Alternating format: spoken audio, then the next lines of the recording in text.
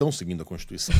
Eles estão inventando um método de nenhum estado, mesmo aqueles que perderam população, que tiveram a sua população diminuída frente ao aumento populacional em outros estados, para que ninguém perca, né? Não acho que ninguém vai perder. Ganhar ou perder. Todos vão ganhar nesse caso. Não é redistribuir. Então, para que ninguém perca, né, para que ninguém fale, puxa vida, eu agora vou ficar meu estado com menos deputados. O que deveria ser o correto. 513 é o número ideal? Não foi esse o número que a gente decidiu na Constituição de 1988? Né? Não é esse o número que tem feito parte da nossa vida nos últimos 40 anos? Então, 513. Fiquemos com esse número. Né? E aí você tem que remanejar. Alguns estados ganham, outros perdem.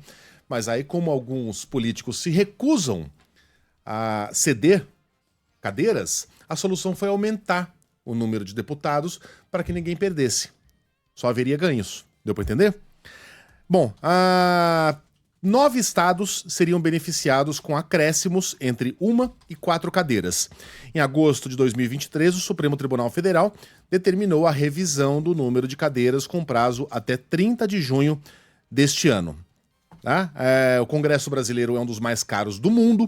O gasto com salários, cotas parlamentares, verbas de gabinete, pensões, aposentadorias, etc., fica entre 10 e 11 bilhões de reais por ano, somando as duas casas. O especialista em contas públicas, Newton Marques, avalia que um aumento para além deste valor não é coerente com a cobrança de redução de gastos e equilíbrio fiscal. Isso daí não é uma coisa correta do ponto de vista de um poder da República, pensando em justamente cobrar do Executivo uma redução de gasto, redução do déficit e contribuir, porque mesmo que ele diga que não vai aumentar, aumenta. Na contramão do Brasil, a tendência mundial dos últimos 20 anos foi de redução no número de parlamentares. Em 2020, a Itália, diminuiu o número de vagas de 630 para 400 depois de um referendo. A Alemanha aprovou uma reforma que reduziu o número de deputados de 736 para 630. E o Japão também enxugou o próprio parlamento gradualmente. Hoje tem 465 parlamentares, 15 a menos do que há uma década. E aí alguém pode dizer, olha, mas a Alemanha tem mais parlamentares que o Brasil, e é um país menor. Sim, é verdade, a gente já falou aqui mais de 1 milhão de vezes. O problema não é o número de parlamentares, é o quanto a gente gasta com cada um deles.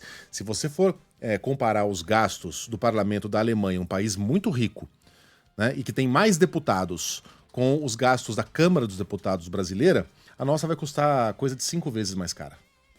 Né? É assim, os números não é um pouquinho mais cara, são muitas vezes mais cara do que os países mais ricos do planeta. Então a gente está indo na contramão da discussão que deveríamos estar tendo. Como reduzir os gastos do parlamento brasileiro. Né? Foram oferecidos muitíssimos benefícios lá atrás, na época da construção de Brasília, porque de fato não era fácil convencer boas mentes a deixarem cidades como Salvador, Rio de Janeiro, São Paulo, e irem morar lá no meio, naquilo que era o meio do nada, né, Rô? Lá no meio do Cerrado. Lugar seco, inóspito. A única capital próxima era Goiânia, que ainda era uma cidadezinha. Como é que você vai convencer a pessoa a se mudar para lá? Criem-se benefícios.